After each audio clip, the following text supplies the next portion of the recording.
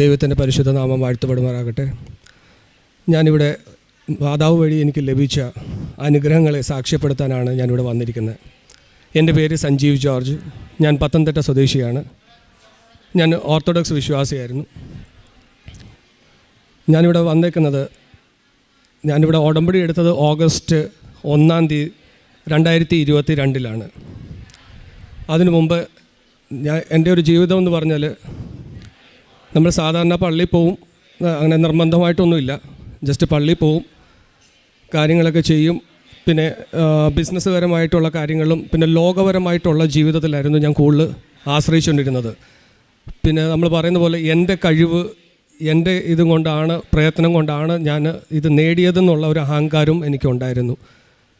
എനിക്ക് ഡോഗ് ബിസിനസ്സാണ് ഉള്ളത്. ഇന്ത്യയിൽ ഒട്ടുമിക്ക സ്ഥലത്തുകളെല്ലാം എൻ്റെ ഡോഗ്സിൻ്റെ ബിസിനസ് നടക്കുന്നുണ്ട്. അങ്ങനെ നിന്നുകൊണ്ടിരുന്ന സമയത്ത് നല്ലോണക്ക് ബിസിനസ് ഫ്ലറിഷ് ചെയ്ത് നല്ലൊരു പേരിൽ നിന്ന സമയത്താണ് ഞാൻ ഡിവോഴ്സ് ചെയ്യായിരുന്നു. അപ്പോൾ അത് കഴിഞ്ഞിട്ടാണ് ഒന്ന് വിവാഹം കഴിക്കണമെന്ന് നമ്മുടെ സുഹൃത്തുക്കളെല്ലാം കൂടെ പറഞ്ഞ് അങ്ങനെ വിവാഹം കഴിക്കാനായിട്ട് 2021 നമ്മളെല്ലാം കൂടെ പറഞ്ഞ് എന്നാൽ പിന്നെ നമുക്കൊന്ന് നോക്കാം എന്ന് പറഞ്ഞുള്ളൊരു തീരുമാനത്തിൽ വന്നേയും അങ്ങനെ രണ്ടാമത് വിവാഹം കഴിക്കാനായിട്ടുള്ള നമ്മൾ കാര്യങ്ങളെല്ലാം മുമ്പോട്ട് ചെയ്ത് അങ്ങനെ നമ്മൾ നോർത്ത് ഇന്ത്യയിൽ നിന്ന് ഇങ്ങനെ ഒരു മാട്രിമോണിയിൽ വന്നപ്പോൾ നമുക്ക് കാര്യങ്ങൾ ഇഷ്ടപ്പെട്ടു. കാരണം ഞാൻ വർഷങ്ങൾക്ക് മുമ്പേ ജനിച്ച് വളർന്നതെല്ലാം നോർത്ത് ഇന്ത്യയിലായിരുന്നുണ്ട്.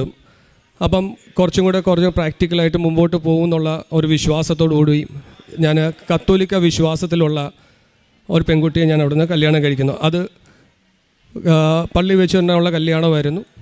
കല്യാണം എല്ലാം കഴിഞ്ഞ് കഴിഞ്ഞപ്പോഴാണ് എൻ്റെ ജീവിതത്തിൽ ഒരു മാറ്റങ്ങൾ സംഭവിക്കാൻ തുടങ്ങിയത്. അതുവരെ നമ്മൾ ലോകപരമായിട്ടുള്ള കാര്യങ്ങളിലും നമ്മുടെ കഴിവിലും നമ്മുടെ ഇതിലായിരുന്നു മാത്രം ഞാൻ ആശ്രയിച്ചുകൊണ്ടിരുന്നത്. ആ സമയത്തായിരുന്നു ഈ പറയുന്ന പോലെ ഡാമിന് വെള്ളം അടച്ച് വെക്കുന്നത് പോലെ, പെട്ടെന്ന് ഷട്ടറെല്ലാം അടയ്ക്കുന്നതെന്ന് പറയുന്ന പോലെ ഒന്നൊന്നായിട്ട് നമ്മുടെ വരുമാന വഴികൾ അടയാൻ തുടങ്ങി. പിന്നീട് ഓരോ കാര്യങ്ങൾ നമ്മൾ ചെയ്തുകൊണ്ടിരിക്കുന്ന ബിസിനസ്സിൽ തന്നെ ഒരു ഡൗൺഫോൾസ് വരുന്നതെന്ന് പറഞ്ഞാൽ അത് ഒന്നൊന്നായിട്ട് നിൽക്കുകയല്ല, ഒരടിക്ക് തന്നെ ഓരോരോ ഭാഗങ്ങൾ നിന്ന് പോകാൻ തുടങ്ങി. എന്തോ ചെയ്യണമെന്ന് അറിയാത്ത ഒരു പ്രശ്നത്തിന് നടുവിൽ നിൽക്കുമ്പോൾ, അപ്പോൾ അന്നൊന്നും ഒരു പിടിയും കിട്ടുന്നില്ല. ജീവിതത്തെ എങ്ങനെ മുറുക്കി പിടിക്കണമെന്ന് പോലും മനസ്സിലാവുന്നില്ലാത്തൊരവസ്ഥയിൽ നിൽക്കുമായിരുന്നു. ഇവിടെ കുടുംബജീവിതം തുടങ്ങിയതേ ഉള്ളൂ, അപ്പോഴത്തേക്ക് താളപ്പിഴക തുടങ്ങിക്കഴിഞ്ഞു. അപ്പം ഇത് അറിയിക്കാനും പറ്റുന്നില്ല.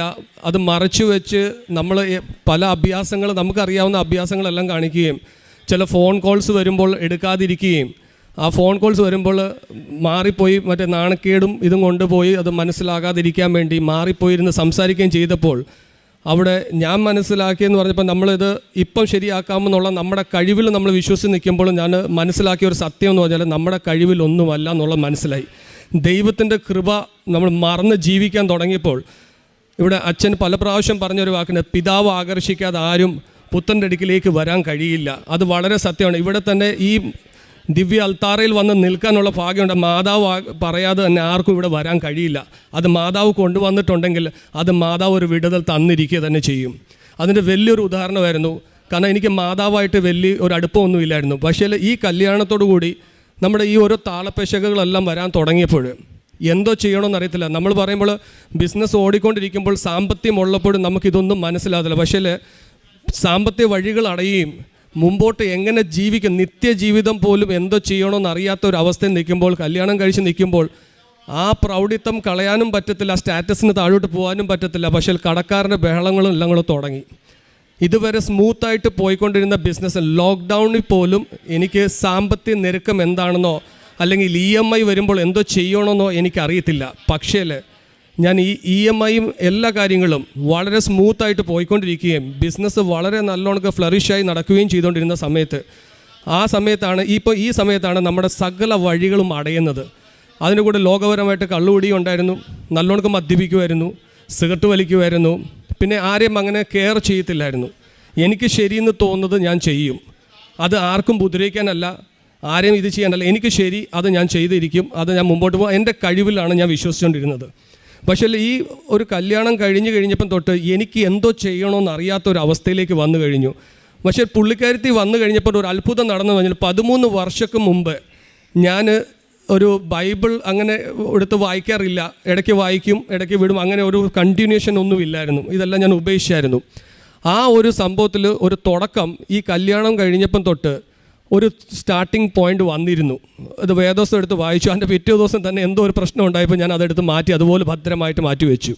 കാരണം ഇത് തൊട്ട് കഴിഞ്ഞ പ്രശ്നമാണെന്ന് എനിക്ക് മനസ്സിലായി. അപ്പോൾ അങ്ങനെ ഇരിക്കുമ്പോൾ നമ്മൾ ഈ അമ്പലങ്ങളിലൊക്കെ പോകുന്നുണ്ട്, ഇതെല്ലാം ചെയ്യുന്നുണ്ട്. അപ്പോൾ ഈ പ്രശ്നങ്ങൾ ദുരിതമാകാൻ തുടങ്ങിയപ്പോൾ പലരും പല രീതിയിലുള്ള സംസാരങ്ങൾ, ലോകപരമായ സംസാരങ്ങൾ വന്നു. അപ്പോൾ ഇതിൻ്റെ ഇടയ്ക്ക് ഈ കോൾസ് വരുമ്പോൾ, കടക്കാരുടെ കോൾസ് വരുമ്പോൾ ഞങ്ങൾ മാറിപ്പോയി സംസാരിക്കുമ്പോൾ, പുള്ളിക്കാരത്തി നോർത്ത് ഇന്ത്യയിലാണ്, പുള്ളിക്കാരത്തിക്ക് മലയാളം അറിയത്തില്ല. പുള്ളിക്കാരത്തി വിചാരിക്കുന്നത് ഇത് വേറെ എന്തോ സംഭവമുണ്ട്, മാറിപ്പോയി നിന്ന് സംസാരിക്കുകയാണ്. എപ്പം കോൾസ് വന്നാലും കട്ട് ചെയ്യുമെന്ന് പറയുന്നത്. പക്ഷേ നമ്മൾ നാണക്കേടും കൊണ്ടാണ് കട്ട് ചെയ്യുന്നത്. അവരുടെ മുമ്പ് വെച്ച് ഈ കടത്തിൻ്റെ കാര്യം എങ്ങനെ സംസാരിക്കുമെന്ന് അറിയത്തില്ല. പൈസ ചോദിക്കുന്നവരോട് എന്തോ മറുപടി പറയുന്നത് എനിക്ക് മറുപടിയില്ല. ബിസിനസ്സിലൊന്നും ഇല്ല. നമ്മുടെ വാക്കിൽ വിശ്വസിച്ച് 2 ലക്ഷം 3 ലക്ഷം രൂപ ഇപ്പം തരണമെന്ന് പറയുന്ന വ്യക്തികൾ പോലും 1000 രൂപ ചോദിച്ചിട്ട് പോലും തരാൻ പറ്റാത്തൊരവസ്ഥയിലേക്ക് മാറി. അങ്ങനെ ആയി കഴിഞ്ഞപ്പോഴത്തേക്ക് പുള്ളിക്കാരത്തിൻ്റെ ഞങ്ങൾ ആഭരണം എടുത്ത് പണയം വെച്ചു. ലാസ്റ്റ് നിക്കക്കണ്ണി ഇല്ലാതെ വന്നുകൊണ്ടിരിക്കുകയാണ്. ഓരോ കാര്യങ്ങൾ ഓരോ ദിവസം പോയിക്കൊണ്ടിരിക്കുക. പുള്ളിക്കാരത്തിൻ്റെ കയ്യിൽ നിന്നുള്ള പൈസ നുള്ളിപ്പിറക്കി അതും എടുത്ത് ചിലവാക്കാൻ തുടങ്ങി. ബിസിനസ്സിനകത്ത് ഒന്നും നടക്കുന്നില്ല. ലാസ്റ്റിൽ നമ്മൾ സഹായിച്ച ആൾക്കാർ പോലും നമുക്ക് എതിരെ തിരിയാൻ തുടങ്ങി. നമുക്കറിയാത്ത കഥകളിലെല്ലാം നമ്മൾ കയറി ഇൻവോൾവ് ആവാൻ തുടങ്ങി. നമുക്ക് അനുകൂലമായിട്ട് പറഞ്ഞുകൊണ്ടിരുന്ന ആൾക്കാർ, നമ്മൾ അങ്ങോട്ട് സഹായിച്ച ആൾക്കാർ പോലും നമ്മളെ ഉപേക്ഷിച്ച് നമ്മളെക്കുറിച്ച് മോശമായ കാര്യങ്ങൾ പറയാൻ. അപ്പോഴത്തേക്ക് വീട്ടിലെ സിറ്റുവേഷൻസും കംപ്ലീറ്റ് എല്ലാ കാര്യങ്ങളും മാറി. എപ്പോഴും തൊട്ടനും പിടിച്ചനും എല്ലാം നമ്മൾ അങ്ങോട്ടും ഇങ്ങോട്ടും ഇറിറ്റേഷൻ. നമ്മൾ സാറ്റിസ്ഫൈ ചെയ്യാൻ ഇവിടെ നോക്കുമ്പോൾ പുള്ളിക്കാരത്തിൻ്റെ സംശയം വരുന്നത് എന്താണ്, പുള്ളിക്കാരൻ എന്നോട് ഹൈഡ് ചെയ്യുന്നു. അങ്ങനെയുള്ള സംസാരം അതിനകത്ത് ഒരു മനസ്സിലായി, ദൈവത്തിൻ്റെ കൃപയുള്ളതുകൊണ്ട് മാത്രമാണ് ഇന്നും ഞാൻ ഈ അൽത്താറിൽ ഞാൻ നിൽക്കുന്നത്. അത് പരിശുദ്ധ അമ്മ മാത്രം ഇതിനകത്ത് ഇടപെട്ടതിൻ്റെ മാത്രമാണ്. കാരണം അതിൻ്റെ ഒരു ഉദാഹരണം എന്ന് വെച്ചാൽ അവിടെ ഇത്രയും പ്രശ്നങ്ങളും കാര്യങ്ങളും എല്ലാം വന്നപ്പോൾ, ഈ എല്ലാ കാര്യം വന്നപ്പോൾ ലാസ്റ്റിൽ പ്രശ്നങ്ങൾ വളരെ ദൂഷ്യമായി. എൻ്റെ ഒരു സ്റ്റാറ്റസ് അതുവരെ ഞാൻ കളഞ്ഞു മുടിച്ചു എന്നുള്ളതാണ്. അത് വളരെ മോശമായ രീതിയിൽ സാത്താൻ എന്നെ നശിപ്പിക്കാനായിട്ട് എല്ലാ വഴികളും നോക്കി. ആ സമയത്തെല്ലാം ഇവിടുത്തെ പ്രമുഖമായ സകല അമ്പലങ്ങൾ ഞാൻ പോയിട്ടുണ്ട്. ചാത്തൻ സേവ അടക്കം ഈ രക്ഷപ്പെടാനുള്ള സകല വഴികൾ ഞാൻ നോക്കിയിട്ടുണ്ട്. ഇവിടെ പറഞ്ഞാൽ ഇപ്പോൾ ഏതെങ്കിലും ഒരു വലിയ പ്രശസ്തമായ അമ്പലത്തിൽ പോയി നിന്ന് കഴിഞ്ഞാൽ ഞാൻ അവിടെ പോയി നിന്നാൽ മതി, അവരെൻ്റെ പേരും നാളും നക്ഷത്രവും പറയും. കാരണം അതുപോലെ നമ്മളവിടെ പോയി ഓരോ ദിവസങ്ങൾ വഴിപാട് ചെയ്തുകൊണ്ടിരിക്കും. ഇവിടെ കഴിക്കാൻ പൈസ ഇല്ലാതിരിക്കുമ്പോൾ അവർ പറയും ഇന്നത് ചെയ്ത് കഴിഞ്ഞാൽ മാറും, ഇന്നത് ചെയ്താൽ മാറും, ഇത് ഇന്ന ദോഷം കൊണ്ടാണ്, അത് വന്ന ഭാര്യയുടെ ഇന്ന ദോഷം കൊണ്ടാണ്, ഭാര്യയുടെ അന്ന ദോഷം കൊണ്ടാണ്. പക്ഷേ എൻ്റെ ഉള്ളിൽ കുറച്ച് സമയം കഴിഞ്ഞപ്പോൾ അന്നൊന്നും എനിക്ക് മനസ്സിലായില്ല. അപ്പം നമ്മൾ ഇതിനകത്തിന് എനിക്ക് എന്തോ ഒരു പറയത്തില്ല, നമ്മൾ ഉള്ളിൽ നിന്ന് ദൈവം ഒരു ഉള്ളുവിളി തന്നിട്ടുണ്ട്. അപ്പം നമ്മൾ പുറമേ നമ്മൾ പറയും ഇതുകൊണ്ടായിരിക്കും എന്ന് പറയുമ്പോൾ നമ്മൾ ഉള്ളിൽ നിന്ന് ആരോ വന്ന് പറയും നിൻ്റെ വഴി അതല്ല നിൻ്റെ വഴി. അപ്പം ഈ വഴിക്കെല്ലാം കൊണ്ടുപോകുമ്പോഴും അവർ ചോദിക്കുന്ന ഒരു ചോദ്യം ഇതേ ഉള്ളായിരുന്നു. ഏത് അമ്പലത്തിൽ പോയാലും വലിയ വലിയ പ്രശസ്തമായ അമ്പലങ്ങളുണ്ട്. ഞാൻ ഒരു അമ്പലത്തിൻ്റെ പേര് പറയാൻ ആഗ്രഹിക്കുന്നില്ല. എല്ലാ പ്രശസ്ത അമ്പലങ്ങളുണ്ട്. ആ അമ്പലങ്ങളിൽ പോയി കഴിഞ്ഞപ്പോൾ അവർ പറയുന്ന ഒറ്റ കാര്യം, താൻ ഇപ്പോഴും ജീവനോട് ഇരിപ്പുണ്ടോ, താൻ മരിച്ചില്ലയോ, തനിക്ക് ദൈവാനുഗ്രഹമുണ്ട്, അന്നത് ചെയ്യണം ഇന്നത് ചെയ്യണം എന്ന് പറയുമ്പോൾ നമ്മൾ ഇതിൻ്റെ പുറത്ത് ഓരോ കാര്യങ്ങൾ കർമ്മങ്ങൾ ചെയ്തുകൊണ്ടിരിക്കുകയാണ്. ഇത് കഴിയുമ്പോൾ പറയും ഇന്ന് അമ്പലത്തിൽ പറ്റത്തില്ല, വേറെ അമ്പലത്തിൽ പോകാൻ പറയും. അങ്ങനെ അവസാനം ഞാൻ ചാത്തമ്മടം എന്ന് പറയുന്ന തൃശ്ശൂർ ചാത്തമ്മടത്തിൽ പോയി. അവിടുത്തെ ഏറ്റവും വലിയ ചാത്തൻ്റെ സേവയുള്ള സ്ഥലമാണ്. അവിടെ പോയി അവിടുത്തെ കാര്യങ്ങളെല്ലാം ചെയ്ത് ഇന്ന പൂജ ചെയ്യാൻ. ആ സമയത്ത് ലോക്ക്ഡൗണിൻ്റെ സമയമായിരുന്നു. ഇന്നത് ചെയ്യും. അപ്പോഴും ഞാൻ കടത്തിൽ നിൽക്കുമ്പോൾ എൻ്റെ വീടും വസ്തുവും ഞാൻ ഒരു ട്രീറ്റ്മെൻറ്റിൻ്റെ ഭാഗമായിട്ട് ഞാൻ ലോൺ എടുത്തതാണ്. അത് കുറച്ച് നാൾ അടച്ചു എല്ലാം കഴിഞ്ഞപ്പോഴാണ് വീണ്ടും ഫാദറിന് വയ്യാതായിട്ട് ഞാൻ തിരിച്ച് ഗൾഫിൽ നിന്ന് മടങ്ങി വരേണ്ടി വന്നത്. അത് കഴിഞ്ഞിട്ടാണ് എൻ്റെ ഫാദറിൻ്റെ മരണം കഴിഞ്ഞിട്ടാണ് ഈ ബിസിനസ്സുകളെല്ലാം തുടങ്ങിയത്. പിന്നെ ഇത് കൊണ്ടുവന്നത്. പക്ഷേ ഈ ലോൺ അടയ്ക്കാൻ പറ്റത്തില്ല. എത്ര നാളായിട്ട് ഞാനിത് വിൽക്കാൻ ശ്രമിച്ചിട്ട് നടക്കുന്നുമില്ലായിരുന്നു. ആ സമയത്ത് ഈ കല്യാണം കഴിക്കുകയും ഇത്രയും കാര്യങ്ങൾ ഡൗൺഫോളിലേക്ക് വരികയും ചെയ്തു കഴിഞ്ഞപ്പോൾ ആകെ പ്രശ്നങ്ങളായി. വീട്ടിലെന്നും കലഹവും വഴക്കും പ്രശ്നങ്ങളും, നമ്മൾ പോലും അറിയാത്ത തന്നെ പ്രശ്നങ്ങൾ വന്നുകൊണ്ടിരിക്കുകയാണ്. എന്തോ സംഭവിക്കുന്നത്. കുറച്ച് കഴിയുമ്പോൾ നമ്മൾ നോക്കുമ്പോൾ പ്രശ്നം വളരെ നിസ്സാരമായിരുന്നു. കുറച്ച് കഴിയുമ്പോൾ ചിന്തിക്കും, അപ്പോഴത്തേക്ക് കൈവിട്ട കാര്യങ്ങളൊക്കെ പോയി കഴിയും. ഒരുപാട് പ്രശ്നങ്ങൾ വന്നു. അങ്ങനെ എൻ്റെ ജീവിത പങ്കാളി ആ സമയത്ത് പറഞ്ഞു ഇനിയും എനിക്ക് പറ്റുന്നില്ല, ഞാൻ പോവുകയാണ്, ഇവിടെ എല്ലാം പ്രശ്നത്തിലാണെന്ന് പറഞ്ഞ് അങ്ങോട്ടും ഇങ്ങോട്ടും. അപ്പം സാത്താൻ നശിപ്പിക്കാനാണ് വരുന്നതെന്നുള്ളത് പിന്നീട് മനസ്സിലായത്. അന്നൊന്നും മനസ്സിലായി. പക്ഷേ ഈ പുള്ളിക്കാരത്തിൽ പോകുമ്പോൾ എനിക്ക് ഉള്ളിൽ എന്നോട് പറയുന്നത് പോകുന്നവർ പോട്ടെ, നിനക്ക് നിൻ്റെ കാര്യം നോക്കിയാൽ മതി, നീ ഇതിനകത്ത് ആരെയും ബോണ്ടേജിൽ നിൽക്കേണ്ട കാര്യമില്ല എന്ന്. ഉള്ളിൽ നിന്ന് ആരോ ഇത് നമ്മൾ പുറമെ ചിന്തിച്ച് വരുമ്പോൾ ഉള്ളിൽ നിന്ന് ഒരു ഉള്ളുവിളി വരും.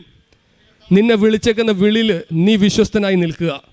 എനിക്ക് എപ്പോഴും ഉള്ളിൽ നിന്ന് ആരോ വന്ന് എന്നോട് സംസാരിക്കുന്ന പോലെ വരും, നിന്നെ ഞാൻ ഈ ദേശത്ത് നിന്നെ ഞാൻ മാനിക്കും, നിന്നെ ഞാൻ ഉയർത്തും, നിന്നെ എനിക്ക് ആവശ്യമുണ്ടെന്നുള്ള ഒരു ഉള്ളിൽ നിന്നൊരു വിളി വന്നുകൊണ്ടിരിക്കുമായിരുന്നു എപ്പോഴും. അപ്പോൾ അങ്ങനെ ആയി കഴിഞ്ഞപ്പോൾ എൻ്റെ ജീവിത പങ്കാളി പോയി കഴിഞ്ഞപ്പോൾ അവൾ പറഞ്ഞു എനിക്കിനി പറ്റുന്നില്ല, നിങ്ങളുടെ കൂടെ ജീവിക്കാൻ പറ്റുന്നില്ല, ഭയങ്കര പ്രശ്നമാണ്, എന്നും പ്രശ്നം, കാരണം കാശില്ല, ഒന്നുമില്ല, മുമ്പോട്ട് ഒരു ദിവസം കഴിയുന്നത് എങ്ങനെയാണെന്ന് നമുക്ക് മനസ്സിലാക്കുക. അതുപോലെ നല്ലോണക്ക് നിന്ന സമയത്ത് പെട്ടെന്ന് നമ്മൾ ബാങ്ക് ബാലൻസ് ഒക്കെ സീറോ ആവുക എന്ന് പറയുമ്പോൾ ഓൾ ഓഫ് എ സഡൻ മൊത്തം ക്രൈസിസിലേക്ക് വന്ന് തീരുന്ന സമയം. അപ്പോൾ മദ്യപാനം കൂടാൻ തുടങ്ങി. അപ്പോൾ മദ്യപാനം നിർത്തണമെന്ന് ആഗ്രഹമുണ്ട്, പക്ഷെ നടക്കുന്നില്ല. പക്ഷേ ഈ കല്യാണം കഴിഞ്ഞ് പിന്നെ നമുക്കൊരു മാതാവിനോടുള്ള ഒരു പ്രത്യേക ഒരു അടുപ്പം വരാൻ തുടങ്ങി. ഇതെല്ലാം കഴിഞ്ഞ് കഴിഞ്ഞപ്പോൾ ലാസ്റ്റിൽ വൈഫ് ഇങ്ങനെ പ്രശ്നങ്ങളായി. ഒരു സുപ്രഭാതത്തിൽ പെട്ടെന്നൊരു പ്രശ്നം ഉണ്ടാകുന്നു. പുള്ളിക്കാരത്തി പറഞ്ഞു ഞാനിപ്പം കുറച്ച് ദിവസത്തേക്ക് ഞാൻ വീട്ടിൽ പോകാമെന്ന് പറഞ്ഞു. പുള്ളിക്കാരത്തി പോകുന്നു. അപ്പം ഞാൻ മുഴുവനെ ഒറ്റയായിപ്പോയി. അപ്പോൾ എനിക്ക് മനസ്സിലായി ഞാൻ എന്തിന് ജീവിക്കണം, ഞാൻ എല്ലാവർക്കും നല്ലത് ചെയ്തു കൊടുത്തിട്ട് എനിക്കിതുവരെ ഒന്നും നല്ലത് വരുന്നില്ല. എല്ലാവർക്കും ഇപ്പോൾ ഒരു ശത്രുത വെച്ച ഒരാൾ വന്ന് നമ്മുടെ മുമ്പ് കരഞ്ഞു പറയുമ്പോൾ അല്ലെങ്കിൽ ഈ സങ്കടം പറയുമ്പോൾ നമ്മൾ മനസ്സലിഞ്ഞ് അവരെ സഹായിക്കുമ്പോൾ അവർ നമുക്ക് മറിച്ച് നമുക്ക് വീണ്ടും നമുക്ക് അടുത്ത കുരുക്കി നമ്മളെ ചാടിക്കാൻ നോക്കുമ്പോൾ അപ്പോൾ ഞാൻ ഓർത്ത് എന്തിന് ചെയ്യണമെന്ന് പറഞ്ഞാൽ ഞാൻ ജീവിതം അവസാനിക്കാൻ വേണ്ടി എൻ്റെ ജീവിത പങ്കാളി എന്നോട് പറഞ്ഞു ഞാൻ ഇനിയിപ്പം വരുന്നില്ല, ഞാൻ കുറച്ച് കഴിഞ്ഞിട്ടേ വരുന്നുള്ളൂ എന്ന് പറഞ്ഞ് പോയി കഴിഞ്ഞപ്പോൾ ഞാൻ എൻ്റെ ജീവിതം അവസാനിക്കാൻ വേണ്ടി ഞാൻ പുള്ളിക്കാരത്തെ വിളിച്ചു പറഞ്ഞു ഇതുപോലെ നീ വരുന്നില്ലല്ലോ, ഇല്ല ഞാൻ പോവുകയാണ്, ശരി അങ്ങനെയാണെങ്കിൽ ഞാനും പോവുകയാണെന്ന് പറഞ്ഞിട്ട് ഞാൻ അന്ന് വൈകുന്നേരം മദ്യപിച്ചുകൊണ്ടിരിക്കുന്ന സമയത്ത് തന്നെ എനിക്ക് തോന്നി എന്നാൽ പിന്നെ എന്തിനിത് വെച്ചുകൊണ്ടിരിക്കണമെന്ന് പറഞ്ഞ് ഞാൻ അവിടെ നിന്ന് എടുത്ത് മരുന്ന് കഴിച്ചു. ആ മരുന്ന് കഴിക്കുന്ന മുമ്പ് എന്നോട് ആരോട് പറയുക എടാ ഈ മരുന്നിൻ്റെ കൂടെ ഇതും കൂടെ മിക്സ് ചെയ്യും, അപ്പം കുറച്ചും കൂടെ എഫക്റ്റ് ചെയ്യും, അല്ലെങ്കിൽ കുറച്ച് നേരം കൂടെ നീ കിടന്ന് പിടക്കേണ്ടി വരും, അതിനേക്കാട്ടും നല്ല ഇത് രണ്ടും കൂടെ മിക്സ് ചെയ്ത് കഴിക്കുക. അത് കഴിഞ്ഞപ്പോഴാണ് പറഞ്ഞത് മൂന്നാമത്തെ മരുന്നും കൂടെ മിക്സ് ചെയ്യുന്നത്. അപ്പോൾ ഈ 3 മരുന്നും മിക്സ് ചെയ്ത് ഞാൻ വളരെ കൂളായിട്ട് അടിച്ചു കഴിഞ്ഞ് ഞാൻ ലൈവ് ഫേസ്ബുക്കിൽ ഇടുകയും ചെയ്തു. ഇതുപോലെ എനിക്ക് എന്ത് സംഭവിച്ചാലും എൻ്റെ ജീവിത പങ്കാളി ഇതിൻ്റെ ഉത്തരവാദിയല്ല എന്ന്. കാരണം നാളെ ആരും ആ പുള്ളിക്കാരത്തെ കുറ്റം പറയല്ലേ. അതുകൊണ്ട് ഞാനിതെല്ലാം ഇടുകയും ചെയ്തു. കുറച്ച് കഴിഞ്ഞപ്പോൾ എന്നെ ഇവിടുന്ന് എല്ലാവരും കൂടെ പത്തനംതിട്ട ഹോസ്പിറ്റലിൽ കൊണ്ടുപോയി. അവിടുന്ന് കോട്ടയം മെഡിക്കൽ കോളേജിൽ അവിടെ കൊണ്ടുപോയി കഴിഞ്ഞപ്പോൾ ഞാൻ പറഞ്ഞു എനിക്ക് വീട്ടിൽ പോകണം. കുറച്ച് കഴിഞ്ഞപ്പോഴത്തേക്ക് എനിക്ക് ദാഹിക്കാൻ തുടങ്ങി, എല്ലാം ചെയ്തു. അപ്പോഴും ഞാൻ മനസ്സിലാക്കിയത് എൻ്റെ മരണം നോക്കി കാത്തു കിടന്ന കുറേ ആൾക്കാരുണ്ടായിരുന്നു. ഇതുവരെ ഞാൻ ഇന്ത്യയെന്നോ ഏത് അവസ്ഥയിൽ നിൽക്കുന്നതെന്നോ ചോദിക്കാതെ എനിക്ക് അങ്ങോട്ട് കൊടുത്ത് എനിക്ക് ഇങ്ങോട്ട് കുറച്ച് തരാനുള്ള ആൾക്കാർ പോലും, സാമ്പത്തികമായിട്ട് തരാനുള്ള ആൾക്കാർ പോലും അവർ വന്ന് അന്വേഷിക്കാൻ വന്ന ഒറ്റ കാര്യം മാത്രമേ ഉള്ളായിരുന്നു, ഇവൻ ജീവനോട് ഇരിപ്പുണ്ടോ ഇല്ലയോ എന്ന്. കാരണം എന്നോട് മുഖത്ത് നോക്കി ചോദിച്ച ഒരാളുണ്ട് നിനക്ക് ഞാൻ ഇത്രയും രൂപ തരാം, എനിക്ക് ഇന്നതെല്ലാം എഴുതി തരുമോ എന്ന് ചോദിച്ച എൻ്റെ സ്വന്തം ആൾക്കാർ വരെ ഉണ്ട്. അപ്പം ഞാൻ അന്വേഷിച്ചെന്ന് പറഞ്ഞാൽ നമ്മുടെ കുറേ ആൾക്കാർ ഇതിൻ്റെ ന്യൂസ് കൊടുക്കാൻ വരെ ആൾക്കാർ റെഡിയായി നിൽപ്പുണ്ടായിരുന്നു. പക്ഷേ എനിക്കൊന്നും മാത്രമായിരുന്നു. അവിടുന്ന് ഞാൻ രക്ഷപ്പെട്ട് വന്നു, വീട്ടിൽ വന്നു, എല്ലാം കഴിഞ്ഞ് കഴിഞ്ഞപ്പോൾ എൻ്റെ ജീവിത പങ്കാളി തിരിച്ചു വന്ന് നിങ്ങൾ എന്താ ഈ മോശം കാണിച്ചതെന്നൊക്കെ പറഞ്ഞു. ഇതെല്ലാം കഴിഞ്ഞ് വീണ്ടും പ്രശ്നങ്ങളിലേക്ക് നമ്മൾ പോയിക്കൊണ്ടിരിക്കുകയായിരുന്നു. പക്ഷേ ആ സമയത്ത് ഒരു കാര്യം എനിക്ക് മനസ്സിലായി, എനിക്ക് മാതാവിനോടുള്ള ഒരു മമ്മി വേളങ്കണ്ണിയിൽ എപ്പോഴും പോവുകയും വേളങ്കണ്ണി നേർച്ച പറയും എപ്പോഴും ചെയ്യുമായിരുന്നു. മമ്മി വേളങ്കണ്ണിയുടെ ഭയങ്കര വിശ്വാസമായിരുന്നു. അപ്പം ആ ഒരു കാര്യം ഞാൻ എപ്പോഴും പറയും, മാതാവേ എനിക്ക് മാത്രം എന്താ രക്ഷയില്ലാത്തത്, ഞാൻ എപ്പോഴും ഇത് ചോദിക്കുമായിരുന്നു. പക്ഷേ ഒരു കാര്യം എനിക്ക് ഇതിനകത്ത് വ്യക്തമായി എന്ന് പറഞ്ഞത്, ഇത് നമ്മൾ എന്തോ ആണെന്ന് നമ്മൾ ചിന്തിക്കുമ്പോൾ നമ്മുടെ കൂടെ ഈ ലോകത്തിലുള്ള മനുഷ്യർ അല്ലെങ്കിൽ ലോകത്ത് കുറേ ഹോൾഡും കാര്യങ്ങളുണ്ടെന്നുള്ള ധൈര്യത്തിൽ നമ്മൾ നിൽക്കുമ്പോൾ ഒരു കാര്യം ദൈവവിളിയുള്ള ഒരുത്തിന് ഒരിക്കലും ലോകത്തിൽ നിൽക്കാൻ പറ്റത്തില്ല, ആ ലോകത്തിൻ്റെ ശക്തിയിൽ നിൽക്കാൻ പറ്റത്തില്ല. കാരണം സാത്താൻ ഒരിക്കലും ആക്സെപ്റ്റ് ചെയ്യത്തില്ല, അവനെ നശിപ്പിക്കാനേ നോക്കത്തുള്ളൂ എന്നുള്ളത് എനിക്ക് മനസ്സിലായി. ഈ ദിവസങ്ങളിൽ ഞാൻ വീണ്ടും ഈ സൂയിസൈഡ് അറ്റംപ്റ്റ് എല്ലാം കഴിഞ്ഞപ്പോഴത്തേക്ക് വീണ്ടും പ്രശ്നങ്ങളായി കഴിഞ്ഞപ്പോൾ ജീവിത പങ്കാളി ഇവിടുന്ന് മടങ്ങിപ്പോവുകയും ചെയ്തു. അങ്ങനെ ആകെ ഭയങ്കര വലിയ ഇഷ്യൂസിലേക്ക് മാറി. അത് ഫേസ്ബുക്കിലും എല്ലാം എൻ്റെ ഓൺ ബിസിനസ് പോലും സകലതും ഇതായി ഞങ്ങൾ വളരെ വയലൻ്റ് ആയിട്ടുള്ള കാര്യങ്ങൾ വരെ സംഭവിച്ചു. ഇന്നവരെ ദൈവഹിതമല്ലാത്തത് ആ രീതിയിൽ വരെ കാര്യങ്ങൾ എന്നെ അറിയാവുന്നവർക്കെല്ലാം അറിയാം ഫേസ്ബുക്കിൽ എന്തൊക്കെ വന്നു. ഞാൻ ഇന്നേ വരെ ഫേസ്ബുക്കിൽ ലൈവായിട്ട് ഒരു കാര്യത്തിൽ ഇടാത്തത് എൻ്റെ ഓൺ ബിസിനസ് എൻ്റെ പേഴ്സണാലിറ്റി വരെ താഴോട്ട്, എൻ്റെ സ്റ്റാറ്റസ് വരെ വളരെ താഴോട്ട് മോശമായിട്ട് പോകുന്ന രീതിയിൽ വരെ അത് എൻ്റെ ജീവിത പങ്കാളിയെ ഞാൻ അവിടെ ചിത്രീകരിക്കുകയും, കാരണം എനിക്ക്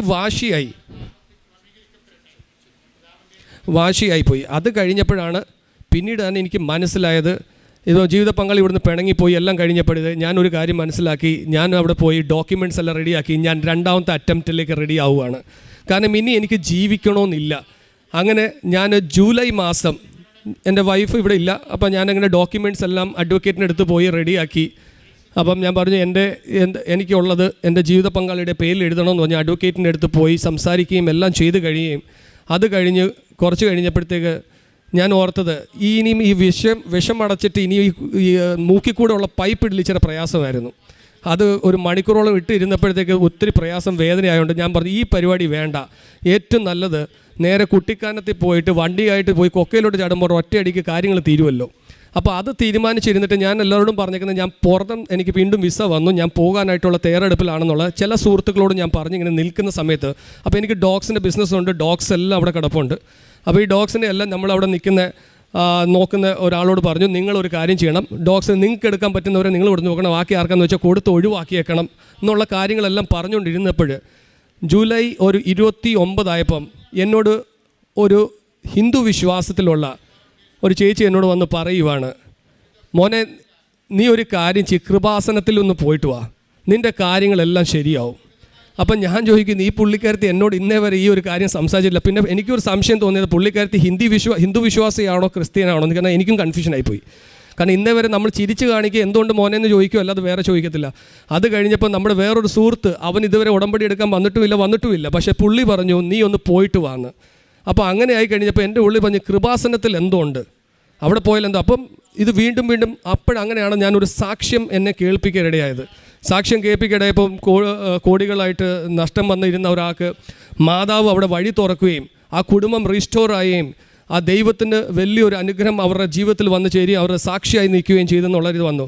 ഇപ്പം ഞാൻ നോക്കിയപ്പോൾ എന്തായാലും ഒരു വഴി നോക്കിയേക്കാമെന്ന് പറഞ്ഞ് അങ്ങനെ August 1, 2022 ഞാനിവിടെ വന്ന് ഉടമ്പടി എടുക്കുന്നു. ഉടമ്പടി എടുക്കുമ്പോൾ ഞാൻ ഒന്ന് മാത്രമേ ഉള്ളൂ, ഒരു കാര്യം ഞാൻ ആകെ ആവശ്യപ്പെട്ടിട്ടുള്ളായിരുന്നു ഫസ്റ്റ്. കാരണം എനിക്ക് എന്ത് വന്നാലും എൻ്റെ ഫാമിലി എനിക്ക് റിസ്റ്റോർ ചെയ്യണം. അതായിരുന്നു എൻ്റെ ആദ്യത്തെ ഡിമാൻഡ്. എൻ്റെ മാതാവിൻ്റെ തിരുസന്നിധിയിൽ ഞാൻ വെച്ച, അമ്മേ എനിക്ക് ആദ്യത്തെ വേണ്ടിയത്, എനിക്ക് സാമ്പത്തികം ഒന്നും അല്ല ആദ്യം വേണ്ടിയത്, എനിക്ക് എൻ്റെ കുടുംബം ഒന്നായിട്ട് നിന്ന് ഈ നിന്ദിക്കുന്നവരുടെ മുമ്പിൽ എന്നെ ഒന്ന് മാനിക്കണമെന്ന്. ആ പറച്ചിൽ ഇവിടുന്ന് വന്ന് ഉടമ്പടി എടുത്ത് ഞാൻ തിരിച്ചു പോയിക്കൊണ്ടിരുന്നപ്പം തന്നെ അവിടെ നമ്മൾ സംസാരിക്കുന്നുണ്ടായിരുന്നു, വൈഫായിട്ട് സംസാരിക്കുന്നുണ്ടായിരുന്നു. പക്ഷേ അന്ന് അവിടെ ഒരു തീരുമാനമായി, ഒരു ഉള്ളിൽ നിന്ന് എനിക്കൊരു ധൈര്യം, നമുക്ക് ഒരു പോസിറ്റീവായിട്ട് നമ്മൾ ചിലർ പറയും, ഇവിടെ സാക്ഷ്യം ഞാൻ കേട്ടിട്ടുണ്ട്, ഇവിടുന്ന് ഇറങ്ങിയപ്പോൾ തന്നെ പോസിറ്റീവ് റിപ്ലൈയാണ് വന്നത്. എനിക്ക് പോസിറ്റീവ് റിപ്ലൈ ഒന്നും അല്ല വന്നത്, എനിക്കെല്ലാം വിപരീതമായിട്ടുള്ള കാര്യങ്ങളാണ് വന്നുകൊണ്ടിരുന്നത്. പക്ഷേ ഒന്ന് മാത്രം ഉണ്ടായിരുന്നു, എൻ്റെ കൂടെ ആരോ ഉണ്ടെന്നുള്ളൊരു ധൈര്യം എനിക്കുണ്ടായിരുന്നു. എന്നെ വിളിച്ചവൻ വിശ്വസ്തനാണെന്ന് എനിക്ക് എപ്പോഴും, നിന്നെ ഞാൻ വിളിച്ചത് നിന്നെ ഞാൻ താഴെ ഇടാനല്ല വിളിച്ചത്, ഞാൻ നിന്നെ ഉയർത്തി തന്നെ നിർത്തുകയും തന്നെ ചെയ്യും. അങ്ങനെ നിന്ന് കഴിഞ്ഞപ്പോൾ ഞാൻ ഓരോ ദിവസങ്ങൾ പ്രാർത്ഥനയിൽ ഇങ്ങനെ നിൽക്കുമ്പോൾ പത്രം വിതരണം ചെയ്യുകയും കാര്യങ്ങളെല്ലാം ചെയ്തുകൊണ്ടിരുന്നപ്പോൾ അങ്ങനെ ഒരു സുപ്രഭാതത്തിൽ August 17 എൻ്റെ ജീവിത പങ്കാളി അവരമ്മയായിട്ട് മടങ്ങി വരുന്നു. ഇവിടെ വന്ന് ഞങ്ങൾ ഉടനെ തന്നെ ഇവിടെ വന്ന് സാക്ഷ്യപ്പെടുത്താനായിട്ട് വന്നപ്പോൾ അന്ന് പ്രഭുവച്ചൻ ഉണ്ടായിരുന്നു. പ്രഭുവച്ചൻ പറഞ്ഞു ഇപ്പോൾ സമയമായിട്ടില്ല, കുറച്ച് ദിവസം കൂടെ കഴിയട്ടെ എന്ന് പറഞ്ഞു, കുറച്ച് ബാക്കി കാര്യങ്ങൾ കൂടെ ശരിയാവട്ടെ എന്ന് പറഞ്ഞു. അപ്പോൾ നമ്മളന്ന് നന്ദി വന്ന് ഇവിടെ പറഞ്ഞിട്ട് ഞങ്ങൾ പോയെങ്കിലും അന്ന് മുതൽ ജീവിതത്തിൽ ഒരു പുതിയ മാറ്റങ്ങൾ സംഭവിച്ചുകൊണ്ടിരിക്കുമായിരുന്നു. ഞാനിവിടെ പല സാക്ഷ്യങ്ങൾ കേട്ട്, ഇവിടെ ഒരു കുട്ടി ഇവിടെ പറഞ്ഞിട്ടുണ്ട്, കല്ല് ഇട്ട് മുട്ടുമേ നിന്നിട്ട് 7 ദിവസം നിന്ന് പ്രാർത്ഥിച്ചു. ഞാൻ ആ വഴികളെല്ലാം നോക്കിയിട്ടുണ്ട്, ഞാൻ ഡേറ്റ് വെച്ച് പ്രാർത്ഥിച്ചിട്ടുണ്ട്, പക്ഷെ ഒന്നും നടക്കത്തില്ല. പക്ഷേ കൃത്യസമയത്ത് എൻ്റെ മാതാവ് എനിക്കത് വഴി നടത്തിയിട്ടുണ്ട്. പല പ്രാവശ്യം എനിക്കൊരു അനുഭവത്തിലുണ്ടായിട്ടുണ്ട്, 1 രൂപ പോലും ഇല്ലാതെ നാളത്തെ നിത്യം എങ്ങനെ കഴിയും, നാളെ അരി എങ്ങനെ മേടിക്കും എന്ന് അറിയാത്ത അവസ്ഥയിൽ നിൽക്കുമ്പോഴും എൻ്റെ മാതാവ് എന്നെ അവിടെ വഴി നടത്തിയിട്ടുണ്ട്. ഈശോയിൽ കൂടി എനിക്കത് വാങ്ങി തന്ന് എനിക്ക് അവിടെ വഴി നടത്തിയിട്ടുണ്ട്. ഇത് നടന്നുകൊണ്ടിരുന്ന സമയത്ത്, ആ സമയത്ത് സമയം ചുരുക്കത്തിൻ്റെ മാതാവെന്നുള്ളത് ഏറ്റവും വലിയ തെളിവെന്ന് പറഞ്ഞാൽ, ഞാൻ വർഷങ്ങളായിട്ട് ഈ വസ്തുവും വീടും ഈ ലോണിനകത്തിന് മാറ്റാൻ വേണ്ടി ഞാൻ വിൽക്കാൻ വേണ്ടി നടക്കുന്നുണ്ട്. ഞാനും അത്രയും കെയർ ചെയ്യാറില്ലായിരുന്നു, വേണമെങ്കിൽ വിൽക്കട്ടെ എന്നുള്ള ധാരണയിലായിരുന്നു. പക്ഷേ ഉടമ്പടി എടുത്തു കഴിഞ്ഞപ്പോൾ എല്ലാം ഇത് വിൽക്കണം, ഇത് വിറ്റേ പറ്റത്തുള്ളൂ എന്നുള്ളൊരു ഉള്ളിൽ നിന്നൊരു ഇത് വന്നു. പക്ഷേ ആ സമയത്ത് ഞാനിത് എടുക്കുമ്പോൾ എല്ലാം വിപരീതമാണ് വന്നുകൊണ്ടിരിക്കുന്നത്. ഇത് എടുത്തു കഴിഞ്ഞപ്പോൾ ഞാൻ നോക്കിയപ്പം 1 മാസം കഴിഞ്ഞപ്പോഴത്തേക്ക് അവർ കൊണ്ടുവന്ന് ബോർഡ് വെച്ചു, വലിയൊരു ബോർഡ് കൊണ്ട് മഞ്ഞ ബോർഡ് വെച്ചു, ഈ സ്ഥലവും വസ്തുവും ബാങ്കിനുള്ളതാണെന്ന്. അതോടുകൂടി മേടിക്കാൻ വരുന്ന ആൾക്കാരും വരവ് നിന്നു. ഒരു ബോർഡ് വെച്ച ഒരു വസ്തു എങ്ങനെ വിൽക്കാൻ പറ്റും? സാധാരണ അവൻ കടത്തിലാന്ന് പറഞ്ഞാൽ തന്നെ ആൾക്കാർ വരത്തില്ല. പിന്നെ ബോർഡും കൂടെ വെച്ച് കഴിഞ്ഞുള്ള അവസ്ഥ അറിയാമല്ലോ, ഒരു മനുഷ്യനും വരുന്നില്ല. നാളെ എന്തോ ചെയ്യണമെന്നും അറിയാൻ വയ്യാത്ത അവസ്ഥയിൽ ഞങ്ങൾ 3 പേരും ഉണ്ട്. എൻ്റെ വൈഫുണ്ട്, വൈഫിൻ്റെ അമ്മയുണ്ട്, ഞാനുമുണ്ട്. ഞങ്ങൾ ഓരോ ദിവസം പ്രാർത്ഥനയിൽ നിൽക്കുമ്പോൾ ഓരോ പ്രതിസന്ധികൾ നമുക്ക് ഡെയിലി വന്നുകൊണ്ടിരിക്കുകയാണ്. നമ്മൾ പറയത്തില്ല, ബൈബിളിൽ പറയുമ്പോൾ വായിക്കുമ്പോൾ വളരെ തന്നെ, എൻ്റെ മക്കളാണെങ്കിൽ നിങ്ങൾ എൻ്റെ കുരിശ് എടുത്തേ പറ്റത്തുള്ളൂ, എൻ്റെ കൂടെ പിന്നിടണം. അപ്പോൾ ഈ കുരിശെന്നപ്പോൾ ഞാൻ ചോദിക്കും, കർത്താവേ നീ കുരിശ് എടുത്തു, പക്ഷേ ഈ ഒരു കുരിശ് എനിക്ക് താങ്ങാൻ പറ്റുന്നില്ല. അപ്പം ഇത് പറയുമ്പോഴെല്ലാം എനിക്ക് അവിടെ വഴികൾ തുറന്നുകൊണ്ടിരിക്കുക. നമ്മൾക്ക് ആ അവസ്ഥയിൽ പോകുമ്പോഴേ മനസ്സിലാവത്തില്ല, കരഞ്ഞിട്ടുണ്ട് നിന്ന്. കാരണം എന്തോ ചെയ്യണം, ആ സമയത്ത് ജീവിത പങ്കാളി ചോദിച്ചിട്ടുണ്ട്, നാളെ എന്തോ ചെയ്യും, നിങ്ങളുടെ കയ്യിൽ 1 രൂപ ഉണ്ടോ എടുക്കാനെന്ന് പറയുമ്പോൾ സത്യം പറഞ്ഞാൽ ആ സമയത്ത് മാതാവിൻ്റെ തിരുസന്നിധി ആരുടെ മുമ്പേ കരയാൻ പറ്റത്തില്ല. നിനക്ക് ഇതിന് 1 രൂപയുടെ ഗപ്പുണ്ടോടാന്ന് ചോദിക്കും. കടക്കാർ വീട്ടിൽ വന്ന് നിൽക്കുമ്പോൾ ഞാൻ അവിടെ നിന്ന് ഒളിച്ചും പാത്തും കളിക്കുക. കാരണം നമ്മളൊരു കമ്മിറ്റ്മെൻറ്റ് പറയുമ്പോൾ ആ കമ്മിറ്റ്മെൻറ്റ് ഡേറ്റിൽ നടക്കുമെന്ന് പറയുന്ന വിശ്വാസം ആ ആൾക്കാർ വരെ വന്ന് നമ്മളോട് മോശമായ രീതിയിൽ സംസാരിക്കാൻ തുടങ്ങി. പക്ഷേ ഉടമ്പടി എടുത്ത് കഴിഞ്ഞ് പിന്നെ എനിക്ക് എൻ്റെ തന്നെ സ്വഭാവത്തിലൊരു മാറ്റം വരാൻ തുടങ്ങി, പ്രാർത്ഥനയിലേക്ക് വരാൻ തുടങ്ങി. പിന്നെ ഈ കല്യാണം കഴിച്ചേ പിന്നെ എനിക്ക് ജപമാല ചൊല്ലാൻ എൻ്റെ വൈഫാണ് പഠിപ്പിച്ചത്. അത് വീഡിയോ കോളിങ്ങിലാണ് പഠിപ്പിച്ചത്, എങ്ങനെ ഇത് ജപമാല ചൊല്ലേണ്ടത്. കാരണം ഓർത്തഡോക്സിൽ ജപമാല എന്ന് പറയുന്ന സംഭവം ഇല്ല. ഞാൻ ജപമാല ചൊല്ലാൻ തുടങ്ങി. അങ്ങനെ ചില ദിവസങ്ങൾ 3, 4 മൊത്തം ജപമാല ചൊല്ലി ഇരുന്നിട്ടും പോലും തീരാതെ രാത്രി ഇരുന്ന് പ്രാർത്ഥിക്കും. രാത്രി ഉറക്കമില്ല, എന്തോ ചെയ്യണമെന്ന് അറിയത്തില്ല. പക്ഷേ ഉടമ്പടി എടുത്തു കഴിഞ്ഞപ്പം പിന്നെ രാത്രി ഉറക്കം വരാൻ തുടങ്ങി. നല്ലോണമൊക്കെ കിടന്ന് ഉറങ്ങും, വെളുപ്പിനെ എണ്ണിക്കും, പ്രാർത്ഥിക്കും, എല്ലാ കാര്യങ്ങളും ചെയ്യും. അതുപോലെ പ്രേക്ഷിത പ്രവർത്തനം. എനിക്ക് ഒരു കാര്യം മാത്രം ഇതുവരെ ചെയ്യാൻ കഴിഞ്ഞ് ഞാൻ എന്നും മാതാവിനോട് ചോദിക്കുന്ന ഒരു കാര്യമാണ്. പിന്നീട് ഞാൻ സമാധാനിക്കുന്നൊന്നുമല്ല, എല്ലാവരെയും വിളിച്ച വിളി അതിനല്ലല്ലോ എന്നോർത്തുകൊണ്ട് പത്രം വിതരണം എല്ലാം ഞാൻ ചെയ്യും. അതിന് പത്രം കൊടുക്കാൻ എനിക്ക് അത് കഴിഞ്ഞപ്പോൾ തൊട്ടുള്ള വരുന്നത് എൻ്റെ ആവശ്യത്തെക്കാളും കൂടുതൽ മറ്റുള്ളവർക്ക് വേണ്ടി പ്രാർത്ഥിക്കുക എന്നുള്ളതാണ് എനിക്ക് ഇത് വരുന്നത്. ഞാൻ എപ്പോഴോ ഏത് ടെൻഷനിൽ നിൽക്കുമ്പോൾ എനിക്ക് ആൾക്കാർ വിളിച്ചിട്ട്, ഇപ്പം ഞാനിവിടെ വന്നിട്ട് ഉടമ്പടി എടുപ്പിച്ച ആൾക്കാർ കുറേ ഉണ്ട്, അവിടെ വന്ന് സാക്ഷ്യം പറഞ്ഞു കഴിഞ്ഞിട്ടുണ്ട്. അപ്പം ആ പുള്ളിക്കാരന് സാക്ഷ്യം പറയുന്ന 2 ദിവസം മുമ്പ് എന്നെ വിളിച്ചപ്പോൾ ആത്മഹത്യ ചെയ്യാൻ പോകാമെന്ന് പറഞ്ഞ് വിളിച്ചപ്പോൾ ഞാൻ അതിനേക്കാളും കുടുംബ പ്രശ്നത്തിൽ നിൽക്കുകയാണ്. അപ്പോഴും പുള്ളിക്കാരൻ ആശ്വസിപ്പിക്കാൻ ദൈവമാതാവ് എനിക്ക് ഭയങ്കര ഒരു അഭിഷേകമാണ് എനിക്ക് തരുന്നത്. അവിടെ ഒരു ശക്തി എനിക്ക് പ്രത്യേകം തരും. ഇതെല്ലാം കഴിഞ്ഞിട്ട് അങ്ങനെ രണ്ടാമത്തെ ഉടമ്പടി ഞാൻ പുതുക്കാൻ വരുന്നത് ജാനുവരിയിലാണ്. അപ്പം അതിന് മുമ്പാകെ ഈ ബോർഡ് വന്ന് വെച്ചപ്പോൾ ഞാൻ ബഹുമാനപ്പെട്ട ജോസഫച്ചനെ വന്ന് കാണുകയും ഞാൻ എൻ്റെ സങ്കടങ്ങൾ പറയുകയും ചെയ്തു. അച്ഛ, ഇങ്ങനെയൊക്കെയാണ് സംഭവം, എന്താ ചെയ്യേണ്ടതെന്ന് എനിക്കറിയത്തില്ല, ഞാൻ ആകെ പെട്ടിരിക്കുക എന്ന് പറഞ്ഞു. അപ്പോൾ അച്ഛന് അവിടുന്ന് തൈലം എടുത്ത് എൻ്റെ നെറ്റി പൂഴിച്ചിട്ട് എന്നോട് പറഞ്ഞു, വിശ്വാസ പ്രമാണം ചൊല്ലാൻ പറഞ്ഞ് എൻ്റെ കയ്യിൽ ഒരു കാശുരൂപം തന്നിട്ട് പറഞ്ഞു, നീ ആ വീടിൻ്റെ മുറ്റത്ത് കുഴിച്ചിട്ടോ, മാതാവ് നോക്കിക്കോളൂ എന്ന് പറഞ്ഞു. അത് കഴിഞ്ഞിട്ട് എൻ്റെ ജീവിത പങ്കാളിയോട് തട്ടിയിട്ട് പറഞ്ഞു, നല്ലോണം മര്യാദയ്ക്ക് ഇരുന്ന് പ്രാർത്ഥിച്ചോ, നിനക്ക് വന്ന് സാക്ഷ്യം പറയണമെന്നും പറഞ്ഞു. രണ്ടാമത്തെ പ്രാവശ്യം വന്ന് ഇതുപോലെ തന്നെ നമ്മൾ പ്രാർത്ഥിച്ചപ്പോഴും അച്ഛൻ ഇത് തന്നെ വിശ്വാസംകാരൻ പറഞ്ഞത്, നിങ്ങൾ വന്ന് സാക്ഷ്യം പറയണമെന്ന്. കാരണം വേറൊരു സാമ്പത്തികം കിട്ടേണ്ട, ഒരിക്കലും നമുക്കത് കിട്ടാൻ പോകുന്നില്ല, ഇതുവരെ അത് നടന്നിട്ടില്ല, അത് നടക്കും എന്നുള്ള പൂർണ്ണ വിശ്വാസത്തോടു കൂടി ഞാൻ ഇപ്പോഴും നിൽക്കുന്നത്. ഇതെല്ലാം കഴിഞ്ഞപ്പോൾ ബോർഡ് വെച്ചു, ബോർഡെല്ലാം വെച്ച് കഴിഞ്ഞ് ജപ്തി നോട്ടീസ് വന്നു. എല്ലാം കഴിഞ്ഞപ്പോൾ ജാനുവരിയിൽ ഞങ്ങൾ 30-ാം തീയതി വന്ന് ഇവിടെ ഉടമ്പടി പുതുക്കി കഴിഞ്ഞപ്പോൾ എൻ്റെ ജീവിത പങ്കാളി പറഞ്ഞു, ഇത് മുമ്പോട്ട് എങ്ങനെ ജീവിക്കണമെന്ന് അറിയത്തില്ല, ഞാൻ തിരിച്ച് മടങ്ങി പോവാണ്, ഞാൻ അവിടെ പോയി ജോലി നോക്കട്ടെ, ഇവിടെ നമുക്ക് മാർഗമില്ല, എല്ലാം നഷ്ടപ്പെടാൻ പോവുക. അവർ ജപ്തി നോട്ടീസ് വരെ തന്നു, ജപ്തിയുടെ ഡേറ്റ് വരെ അനൗൺസ് ചെയ്ത് കഴിഞ്ഞു. ഞാൻ അപ്പോഴും പറഞ്ഞു, മാതാവ് ഉണ്ട്. അതിനിടയ്ക്ക് എൻ്റെ വാഹനം ബാങ്കുകാർ ജപ്തി ചെയ്തുകൊണ്ട് പോയി. അതും കൂടെ ആയി കഴിഞ്ഞപ്പോഴത്തേക്ക് മൊത്തത്തോട് പൂർത്തീകരിച്ചു. അപ്പോഴത്തേക്ക് എൻ്റെ ജീവിത പങ്കാളിയുടെ വിശ്വാസവും പോയി, എല്ലാം കഴിഞ്ഞു. അപ്പം ജീവിത പങ്കാളി പറഞ്ഞു, ഞങ്ങൾ എങ്ങനെ ജീവിക്കും, ഒരു ജോലിയില്ലാതെ, നമുക്ക് ജോലിക്ക് പോലും പോകാൻ പറ്റുന്നില്ല, ഒരു വഴിയുമില്ല, എവിടെ പോയാലും നോ എന്നുള്ള കാര്യങ്ങൾ മാത്രമേ ഉള്ളൂ. ജോലി അന്വേഷിച്ച് പോയാൽ ജോലിയില്ല, കടം ചോദിക്കാൻ പോയാലും ഇല്ല, തരാനുള്ള ആൾക്കാരോട് ചോദിച്ചു കഴിഞ്ഞാൽ അത് തരത്തില്ല. പക്ഷേ അവിടെയെല്ലാം കടക്കാരിൽ നിന്നും എല്ലാം മാതാവ് എന്നെ അത്ഭുതകരമായിട്ട് തന്നെ, ഇപ്പം എന്നെ വന്ന് അടിക്കും പിടിക്കും എന്ന് പറയുന്നിടത്ത് എല്ലാം മാതാവ് അത്ഭുതകരമായിട്ട് എന്നെ വഴി നടത്തിയിട്ടുണ്ട്. ഇപ്പോഴും ഇന്നും ഞാൻ കൊടുക്കാനുള്ളവർ ഇന്നേ വരെ നമ്മളോട് വന്ന് മോശമായിട്ട് ഒരു വാക്ക് പോലും സംസാരിക്കാൻ ഇടയാക്കിയിട്ടില്ല. ഫോണിൽ കൂടെ അവർ ദേഷ്യം പറഞ്ഞിട്ടുണ്ടെങ്കിൽ അടുത്ത ഒരു കോളിനകത്ത് അവർ തന്നെ നമ്മളോട് മാപ്പ് വരെ പറഞ്ഞിട്ടുണ്ട്. ദേഷ്യം കൊണ്ട് പറഞ്ഞതല്ല, ഇത്രയും നാളായില്ലയോ അതുകൊണ്ട് പറഞ്ഞതാണ്. പക്ഷേ ആ സമയത്തെല്ലാം എനിക്ക് ക്ഷമയില്ലാത്ത ക്ഷമ എനിക്ക് ഉടമ്പടിയോടുകൂടി കിട്ടി, ഒരുപാട് ക്ഷമ കിട്ടി, ക്ഷമിക്കാൻ പഠിപ്പിച്ചു. മാതാവ് എന്നെ ഓരോ വഴികൾ എന്നെ ഓരോ സ്റ്റെപ്പായിട്ട് എന്നെ നടത്തുകയാണ്. നമ്മൾ പറയും, ഇന്നത് നടത്തിയിട്ട് എനിക്ക് കിട്ടിയില്ലല്ലോ എന്ന് പറഞ്ഞ് ഞാൻ പ്രാർത്ഥിക്കുമ്പോൾ അല്ലെ ഞാൻ കരയും, എനിക്ക് എന്തുകൊണ്ട് കിട്ടിയില്ല, അത് കഴിഞ്ഞിട്ട് എനിക്ക് കിട്ടുന്നില്ല. അത് കഴിഞ്ഞപ്പോഴാണ് എൻ്റെ ജീവിത പങ്കാളി ഇവിടുന്ന് പോകുന്നത്.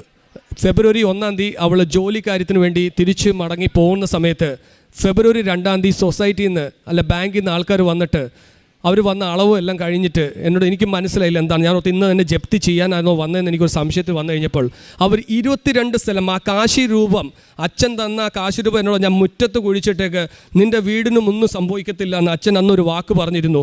ആ വിശ്വാസത്തിൽ ഞാൻ പറഞ്ഞു, ഞാൻ എൻ്റെ ജീവിത പങ്കാളിയോട് പറഞ്ഞു, അമ്മ മാതാവ് വിളിച്ചിട്ടുണ്ടെങ്കിൽ ആരും വിളിക്കാതെ, പിതാവ് വിളിക്കാതെ പുത്തൻ്റെ അടുക്കിലേക്ക് ആരും വരാൻ കഴിയത്തില്ല. ആ വിശ്വാസം നീക്കുമ്പോൾ ഇവൾ പോയി കഴിഞ്ഞ് എൻ്റെ പിറ്റേ ദിവസം എന്നോട് വന്ന് പറയുന്നത്, 22 സെൻറ്റ് സ്ഥലവും ഈ വീടും ഞങ്ങൾ ഒഴിവാക്കിയിട്ടുണ്ട് ജപ്തിയിൽ നിന്ന്, ബാക്കിയുള്ള 66 സെൻറ്റാണ് ഞങ്ങൾ ജപ്തി ചെയ്യാൻ പോകുന്നതെന്ന്.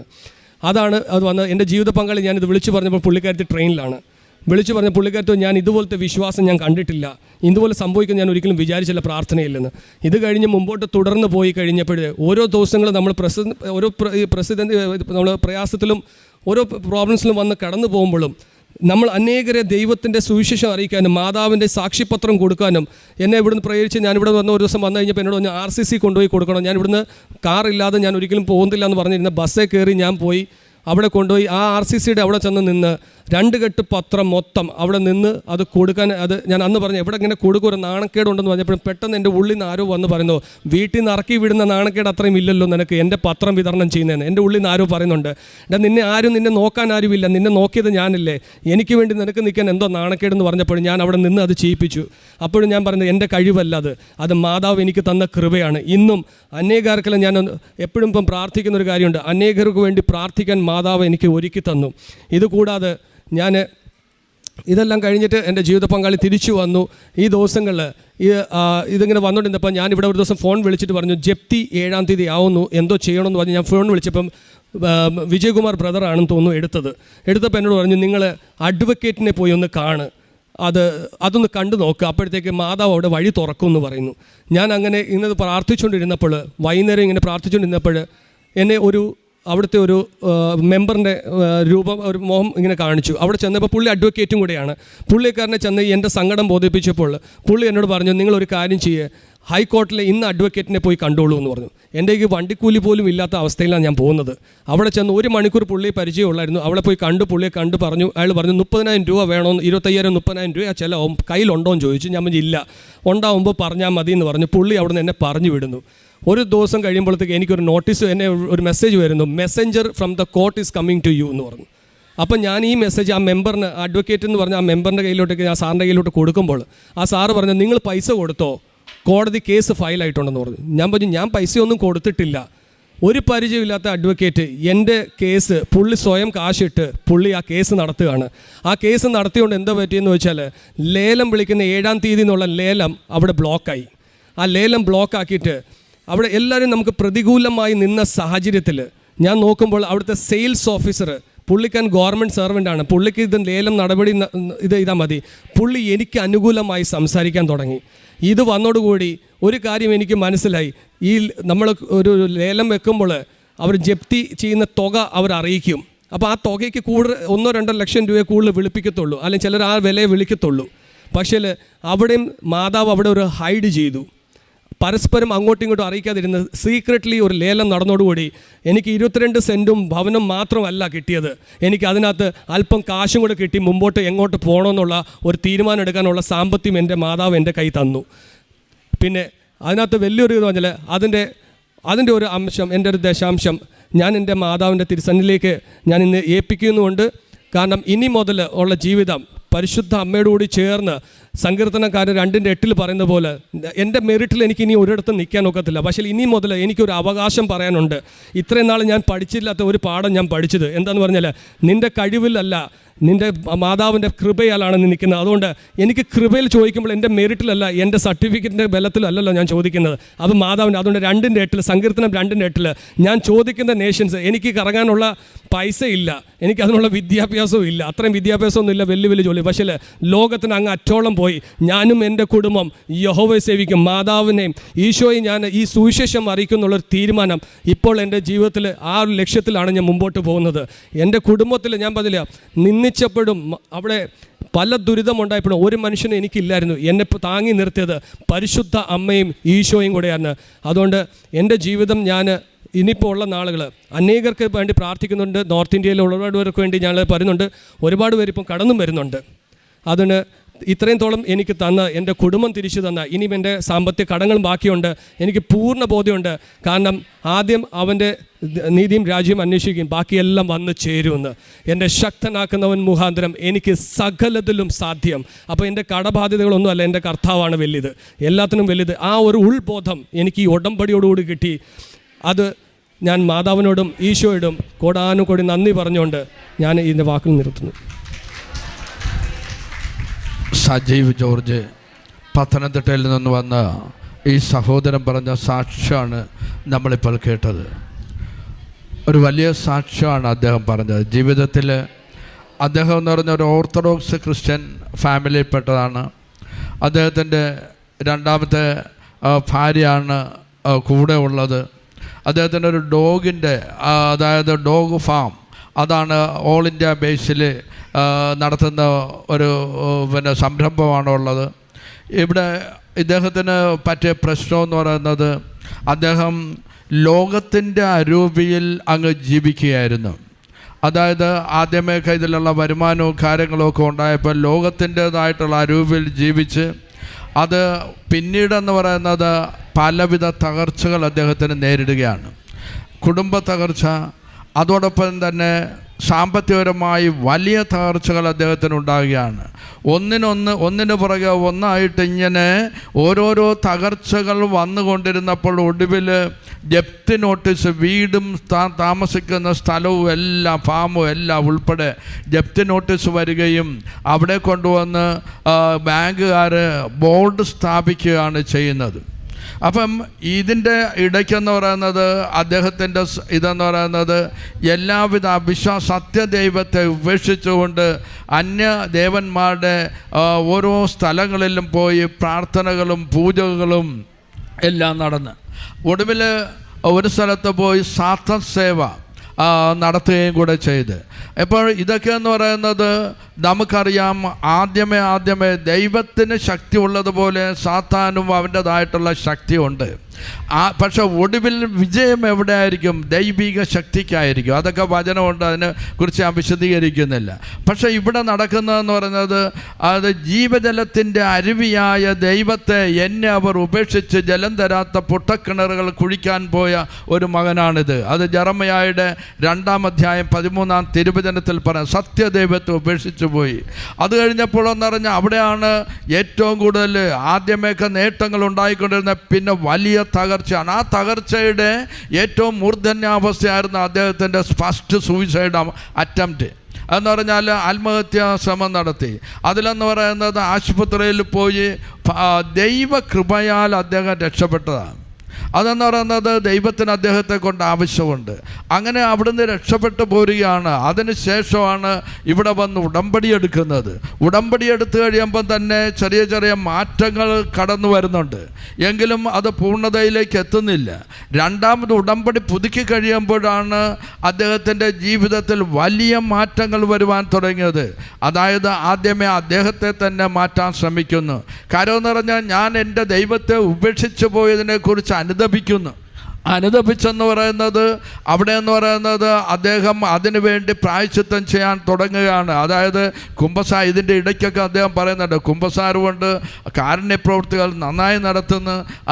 അതോടൊപ്പം തന്നെ പ്രേക്ഷിത പ്രവർത്തനം, മറ്റ് ഹിന്ദിയിലും മറ്റ് ഭാഷകളിലുമൊക്കെ ഉള്ള പത്രങ്ങൾ വാങ്ങി പിന്നെ അദ്ദേഹം ഉത്തരേന്ത്യയിലേക്ക്, അദ്ദേഹത്തിൻ്റെ വൈഫ് ഉത്തരേന്ത്യയിലാണ്, ഇദ്ദേഹത്തിൻ്റെ മാതാപിതാക്കൾ എവിടെയാണ്? വൈഫ് എവിടെയായിരുന്നു? വൈഫ് ബീഹാറിൽ നിന്നാണ്, ബീഹാർ സ്വദേശിയാണ്. എവിടെയാണ്? ബീഹാർ. അപ്പോൾ പിന്നെ അവിടെ ആയിട്ടാണ്. അതുപോലെ തന്നെ മാതാപിതാക്കൾ അവിടെ ആയിരുന്നു. അവിടെയാണ് ഈ സഹോദരൻ ആദ്യം വളർന്നത്. അതുകൊണ്ടൊക്കെ എന്ന് പറയുന്നത് ഹിന്ദിയിലുള്ള ഇതൊക്കെ അവിടെ അയച്ചു കൊടുക്കുന്നുണ്ട്. ധാരാളം പേരിപ്പോൾ ഇദ്ദേഹത്തോട് അവിടെ ഉള്ളവർ ഉടമ്പടി എടുക്കുന്ന കാര്യത്തെക്കുറിച്ച് അന്വേഷിക്കുകയും അത് ഇവിടെ വന്ന് എടുക്കുകയൊക്കെ ചെയ്യുന്നുണ്ട്. അപ്പോൾ ഇതൊക്കെ എന്ന് പറഞ്ഞാൽ പിന്നീട് വന്ന മാറ്റമാണ്. ഇങ്ങനെ അങ്ങോട്ട് മാറ്റം വന്നപ്പോഴാണ് ദൈവത്തിൻ്റെ സ്നേഹം അദ്ദേഹത്തിലേക്ക് കരകവിഞ്ഞ് ഒഴുകുന്നത്. അതെന്ന് പറയുന്നത് ആ സ്നേഹം അങ്ങോട്ട് ഒഴുകാൻ തുടങ്ങിയപ്പോൾ അവിടെയാണ് അത്ഭുതങ്ങൾ നടക്കുന്നത്. അവിടെ ബോർഡ്, ഇതിൻ്റെ ഇടയ്ക്കെന്ന് പറയുന്നത് കോഴിക്കോടുള്ള ഒരു തിരുമേനി, ഒരു പൂജാരി അദ്ദേഹത്തോട് പറയുന്ന ഒരു വാക്കുണ്ട്. അതായത് പല സ്ഥലത്ത് പോയില്ല, ഒരു സ്ഥലത്ത് പറഞ്ഞതുപോലെ ഞാനൊന്ന് എടുത്തു പറയുകയാണ്. അത് ഞാൻ 18 പണികളും പയറ്റി നോക്കി, ഇനി ഒന്നും എനിക്ക് ചെയ്യാൻ സാധിക്കില്ല. ഇനി എന്താണ് ഇവിടെ സംഭവിക്കുന്നതെന്ന് എനിക്കറിയില്ല. നിങ്ങളുടെ അവിടെ മാതാവുണ്ടെങ്കിൽ ആ മാതാവിൻ്റെ മുന്നിൽ പോയി സാഷ്ടാംഗ പ്രണാമം ചെയ്ത് മുറുകെ പിടിക്കാനാണ് അദ്ദേഹത്തോട് അദ്ദേഹം പറഞ്ഞത്. നിങ്ങളുടെ അവിടെ മാതാവിൻ്റെ പള്ളി, അപ്പം ഞാൻ പല അമ്പലങ്ങളിൽ പോയപ്പോൾ ഒരു കാര്യം ഞാൻ പറഞ്ഞ് മനസ്സിലായി. ഒരു കാര്യം കൂടി ഞാൻ ഇതിനകത്ത് പറയാനുണ്ട്. ഇതിനകത്ത് പറയുമ്പോൾ എല്ലാവരും പറയും അന്ന ദോഷമാണ് ഇന്ന ദോഷമാണ്. ഞാൻ പറഞ്ഞില്ല, ഒരു ദോഷമില്ല. ദോഷം നമ്മുടെ ഉള്ളിൽ മാത്രമേ ഉള്ളൂ, വേറെ ഒരു ദോഷമില്ല. ഈ അമ്പലങ്ങളെല്ലാം പോകുമ്പോൾ ഇന്ന ദോഷമാണ് അന്ന ദോഷമാണ്. അവസാനം ആ തിരുമേനി എന്നോട് വിളിച്ച് പറയാം, പഠിച്ച പടി 18 നോക്കിക്കഴിഞ്ഞു. ഞാനൊരു കാര്യം പറയട്ടെ. നിങ്ങളുടെ അവിടെ മാതാവിൻ്റെ പള്ളി വല്ലതും ഉണ്ടെങ്കിൽ അവിടെ ശാസ്താന്തം വീണ് നമിച്ചോ. അങ്ങനെ ഉണ്ടായിരുന്നെങ്കിൽ ഞാനൊക്കെ ചെയ്തിട്ട് എൻ്റെ ഭവനത്തിൽ പോലും ഒരു രക്ഷ ഉണ്ടാവുന്നില്ല. നിങ്ങൾ വേറെ വല്ല വഴി ഉണ്ടെങ്കിൽ നോക്കിക്കോന്ന്. അങ്ങനെയാണ് അദ്ദേഹം ഇവിടെ കൃപാസനത്തിൽ വന്ന് കൃപാസനം ശരിക്കുള്ള റൂട്ടിലേക്ക് സഞ്ചരിക്കുകയാണ്. ശരിക്കുമുള്ള കൃപാവര മാതാവിൻ്റെ അടുത്തേക്ക് വന്ന് ഉടമ്പടി എടുക്കുകയാണ്. രണ്ടാമത്തെ പുതുക്കലിൻ്റെ സമയത്തെന്ന് പറയുന്നത് അവിടെ ഇയാളുടെ വസ്തുവകളുടെ മുന്നിൽ ജപ്തിക്കായിട്ടുള്ള അവരുടെ ബാങ്കുകാരുടെ ജപ്തി എന്നുള്ള ബോർഡ് വെച്ചിരിക്കുന്ന ആ സമയത്ത് തന്നെ ഞാൻ ചുരുക്കി പറയുകയാണ്, ബഹുമാനപ്പെട്ട ജോസഫച്ചനെ കണ്ട് പ്രാർത്ഥിക്കുന്നു. അദ്ദേഹം ഒരു കാശ് രൂപം വെഞ്ചരിച്ചു കൊടുക്കുന്നു. അതുപോലെ തന്നെ സൈത്ത് പൂശി അദ്ദേഹത്തെ പ്രാർത്ഥിക്കുന്നു. അപ്പോൾ എന്നിട്ട് അത് കൊണ്ടുപോയി വീടിൻ്റെ മുന്നിൽ വശത്ത് കുഴിച്ചിടാൻ പറയുന്നു. അപ്പോൾ എന്താ സംഭവിക്കുന്നത്? നിൻ്റെ വീടിനൊന്നും സംഭവിക്കുകയില്ലെന്ന് അദ്ദേഹം ഉറപ്പിച്ച് പറയുകയാണ്. അതേപോലെ തന്നെ സംഭവിച്ചു. ഇതെല്ലാം നഷ്ടപ്പെട്ടു എന്ന് വിചാരിച്ച ഭാര്യ ഇനി നമ്മൾ എങ്ങനെ ജീവിക്കുമെന്ന് കരുതി അവരുടെ നാട്ടിലേക്ക് പോയി എന്തെങ്കിലും തൊഴിൽ അന്വേഷിക്കുവാനായിട്ട് പോവുകയാണ്, ഒരു ചെറിയ സൗന്ദര്യപ്പിണക്കത്തോടു കൂടി. അപ്പോൾ ഈ സമയത്ത് ഈ കാശിരൂപം കുഴിച്ചിട്ട് ഇവിടെ ഉടമ്പടി പുതുക്കി കഴിഞ്ഞപ്പോൾ ഉടനെ ബാങ്കുകാർ അടുത്ത ദിവസം വന്ന് പറയാണ്, നിങ്ങളുടെ ഈ വീട് നിൽക്കുന്ന വീടും 22 സ്ഥലവും ഞങ്ങൾ ഒഴിവാക്കിക്കൊണ്ടാണ് ജപ്തി ചെയ്യുന്നത്. എന്നിട്ട് അത് ജപ്തി ചെയ്തില്ല, അതിനു മുൻപായിട്ട് ലേലത്തിന് വിൽക്കുകയാണ്. അവിടെയും അത്ഭുതം നടക്കുന്നുണ്ട്. അതായത് ഇദ്ദേഹം ഹൈക്കോടതിയിലുള്ള ഒരു അഡ്വക്കേറ്റിന് ഈ കേസ് കൊടുത്ത് പൈസ കൊടുക്കാനായിട്ട് ഇല്ല, അദ്ദേഹത്തിന് കൊടുക്കാൻ 30,000 രൂപ കൊടുക്കാനായിട്ട് ഇല്ലാത്തപ്പോൾ അദ്ദേഹം അയക്കുമ്പോൾ ആ വക്കീൽ തന്നെ, അഡ്വക്കേറ്റ് തന്നെ ആ പൈസ ഇട്ടുകൊണ്ട് കാര്യങ്ങൾ നടത്തി.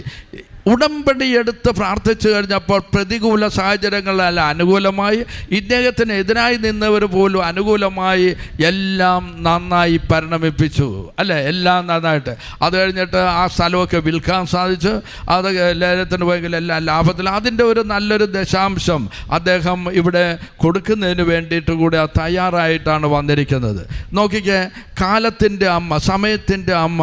നമ്മൾ ഉടമ്പടി എടുത്ത് പ്രാർത്ഥിച്ചു കഴിഞ്ഞപ്പോൾ ദൈവത്തിനൊന്നും അസാധ്യമല്ല. എല്ലാ കാര്യങ്ങളും നമ്മൾ വിചാരിക്കുന്നതിനേക്കാളും മുന്നേ തന്നെ നമുക്ക് മുൻപേ അമ്മ പോയി കാര്യങ്ങൾ നടത്തുന്ന സഞ്ചാരി മാതാവ്. ഈ മകൻ ഉടമ്പടി എടുത്ത് പിന്നെ തിരിച്ചു വരുന്ന വരവ്, എല്ലാത്തിലും ആ പണ്ട് സത്യദൈവത്തെ വിട്ടുപോയ ആൾ മനസാന്തരത്തോടുകൂടി വളരെയേറെ പശ്ചാത്താപത്തോടുകൂടി തിരിച്ചു വന്നപ്പോൾ കിട്ടിയ അനുഗ്രഹങ്ങൾ എല്ലാറ്റിനും നമുക്ക് നന്ദി പറഞ്ഞുകൊണ്ട് കരങ്ങൾ ശക്തമായി അടിച്ചുകൊണ്ട് അമ്മ മാതാവിനെ ഈശോയെ ഒന്ന് മഹത്വപ്പെടുത്താം.